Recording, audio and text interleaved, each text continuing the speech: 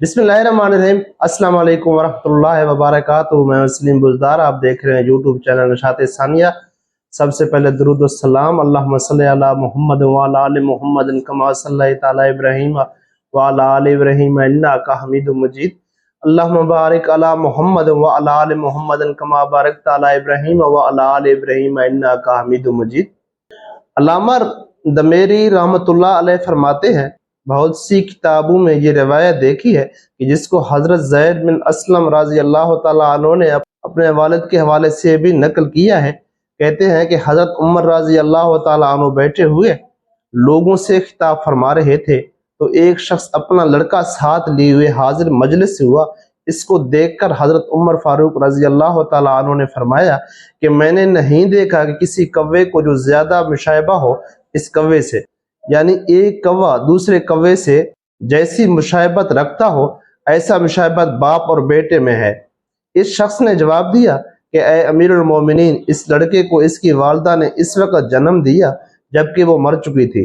ये सुनकर हजरत उमर फारूक रज़ी अल्लाह तआला अन्हु सीधे होकर बैठ गए और फरमाया कि इस बच्चे का किस्सा मुझसे बयान करो। चुनांचे इस शख्स ने कहा है कि अमीरुल मोमिनीन, एक मरतबा मैंने सफ़र का इरादा किया, इस वक्त इसकी वालदा को इसका हमल था।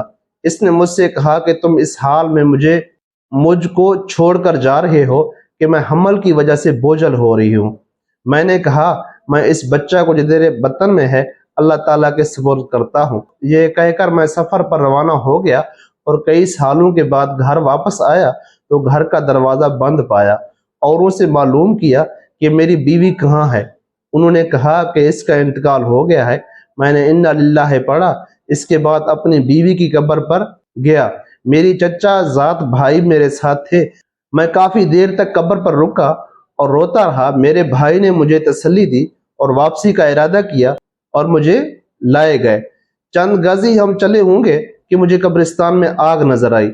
मैंने अपने चचा जात भाई से पूछा, ये आग कैसी है? उन्होंने कहा, ये आग रोजाना रात के वक्त भाभी मरहूमा की कब्र में नमूदार होती है।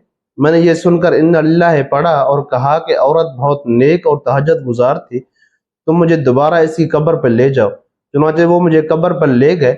जब मैं कब्रिस्तान में दाखिल हुआ तो मेरे चचा जात भाई वहीं रुक गए और मैं तन्हा अपनी मरहूमा बीवी की कब्र पर पहुंचा तो क्या देखता हूँ कि कब्र खुली हुई है और बीवी बैठी है और ये लड़का इसके चारों तरफ घूम रहा है। अब भी मैं इस तरफ मुतवज्जो था कि एक गैबी आवाज आई कि अल्लाह ताला को अपनी अमानत पर सुपुर्द करने वाले, अपनी अमानत वापस ले ले, और अगर तू इसकी वालदा को भी अल्लाह ताला की सुपुर्द करता तो वो भी तुझको मिल जाती। ये सुनकर मैंने लड़के को उठाया। मेरे लड़के को उठाते ही कब्र दोबारा बराबर हो गई।